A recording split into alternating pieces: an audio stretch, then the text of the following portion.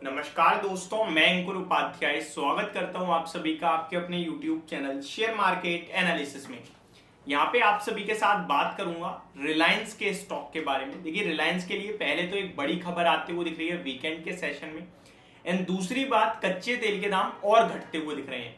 दोनों ही चीजों से क्या समझ में आ रहा है इसको समझेंगे। एंड एक और इंपॉर्टेंट चीज ये है कि शेयर का प्राइस कंटिन्यू टूटता जा रहा है।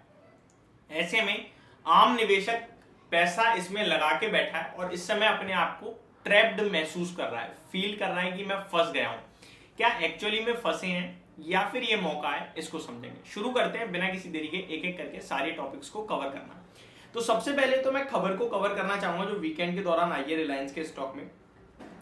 देखिए, रिलायंस आपको पता है बहुत सारे मल्टीपल कारोबार का एक समूह है, जिसमें से एक कारोबार रिसेंटली डीमर्ज हुआ है जिसका नाम है जियो फाइनेंशियल का। तो वो फाइनेंशियल सर्विसेज का कारोबार तो डीमर्ज हो गया है। 6.1% का स्टेक था जो कि डीमर्ज हुआ, 1,20,000 करोड़ की इक्विटी डीमर्ज हुई है और उसके बाद से स्टॉक तो कंटिन्यू टूट ही रहा है। लेकिन अभी करंटली बात किया है तो रिलायंस में बहुत सारे कारोबार हैं, जिसमें से एक कारोबार है रिटेल का। और रिलायंस के रिटेल कारोबार की बात की जाए तो उसमें कंटिन्यू इन्वेस्टमेंट आता ही जा रहा है। आपने सितंबर मंथ में देखा कि कंपनी को लगभग 15,000 करोड़ के समथिंग का इन्वेस्टमेंट मिला। और इंटरेस्टिंग बात यह है कि बीते 2 महीने में अगर आप रिलायंस का प्राइस देखें वो टूट रहा है, लेकिन रिलायंस के अंदर ये कारोबार, जैसा कि मैंने बोला रिलायंस रिटेल का है, उसकी वैल्यू कंटिन्यू बढ़ रही है। रिलायंस में जो सितंबर महीने में इन्वेस्टमेंट हुई है इन्वेस्टर्स के द्वारा, वो 8 लाख करोड़ के वैल्यूएशन पे किया था। और फ्राइडे इवनिंग लगभग रात में 9 बजे के करीब ये खबर आई है, जहां पे खबर आई है ADIA to invest 4,967 crore rupees, यानी ऑलमोस्ट 5,000 करोड़ रुपए इन्वेस्ट करे हैं इन्होंने। और इसकी वैल्यूएशन निकली है 8,38,000 करोड़, यानी कि 8,40,000 करोड़ राउंड फिगर में करोगे ना आप, तो शेयर का प्राइस 5% बढ़ गया है रिलायंस रिटेल का, जो कि लिस्टेड नहीं है, रिलायंस के अंदर ही है। तो रिटेल कारोबार का वैल्यूएशन तो कंटिन्यू बढ़ रहा है, यानी बड़े निवेशक तो पैसा बना रहे हैं, पैसा नहीं बना पा रहे हैं तो हम और आप जैसे लोग जो डायरेक्ट रिलायंस में निवेश करते हैं और उसके वैल्यूएशन गिरते जा रहे हैं। अब अगर बात की जाए टोटल, तो investment by RDA will translate into an equity stake of 0.59%। 5,000 की जो इक्विटी है वो 0.59% के करीब की उनकी बाइंग आ गई है कंपनी में, रिलायंस रिटेल में। और ये फ्रेश अपडेट आई है। और लास्ट मंथ जो इन्वेस्टमेंट थी वो 8 लाख करोड़ के मार्केट कैप पे वैल्यूएशन पे थी, अभी 8,40,000 करोड़ के वैल्यूएशन पे इन्वेस्टमेंट आ रही है।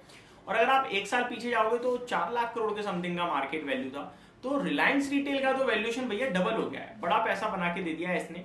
वहीं अगर बाकी के कारोबार देखें तो उनकी वैल्यू गिर रही है, इसलिए रिलायंस का शेयर का प्राइस गिर रहा है। अब दूसरा सवाल उठता है कि भाई करें तो करें क्या। सिंपल सी बात है, केवल आपका 1 लाख 2 लाख 5 लाख 10 लाख रुपए लगा के आप ये सोच रहे हो यार मैं तो बर्बाद हो गया, मैं खत्म हो गया। तो रिलायंस नाम है इसका, अभी भी 16 लाख करोड़ का मार्केट कैप है और आपके ये 2-4-10 लाख रुपए लगे हुए हैं, उसमें आप परेशान हो रहे हो। तो भैया ये उनके हाथ में, किनके, प्रमोटर्स FII DII इसके पास पड़ा है ये शेयर, उनका इसमें 15-16 लाख करोड़ रुपए फंसा हुआ है। आपका हमारा तो फंसा कितना है, 5-10 लाख रुपए। अगर इस कंपनी को कुछ हुआ ना तो बर्बाद हो जाएंगे वो लोग, खत्म हो जाएंगे, मर जाएंगे। मैं आपको बता रहा हूं ये मौका है, अपॉर्चुनिटी जिसे कहते हैं ना, ये वो है। शेयर बाजार में हम और आप अपना छोटा मोटा रुपए लगा के डरने लगते हैं। हम ये देखते हैं यार, मान के चलो किसी कंपनी की वैल्यू यार 1,000 करोड़ की है और उसमें आपने 1 लाख रुपए लगा रखा है, वो फिर भी चलो मेरे समझ में आता है, डर लग रहा है आपको, क्योंकि 1,000 करोड़ की में 1,000 करोड़ की में अगर 10,000 1 लाख 2 लाख इन्वेस्टर भी हो गए तो फिर वो थोड़ा थोड़ा समय बढ़ गया, उसमें सबका भी डूब सकता है। ये 16 लाख करोड़ की मार्केट कैप वाली कंपनी में आप और हमारा 10 लाख रुपए लगा हुआ है, उसमें क्या बड़ी बात है। हमारे लिए वो 10 लाख इंपॉर्टेंट है तो उनके लिए 15 लाख करोड़ इंपॉर्टेंट नहीं है क्या। समझिए बात को। ऐसा तो है नहीं कि रिटेल के पास रिलायंस का है। रिलायंस की शेयर होल्डिंग पैटर्न मैं आपके साथ शेयर कर देता हूं।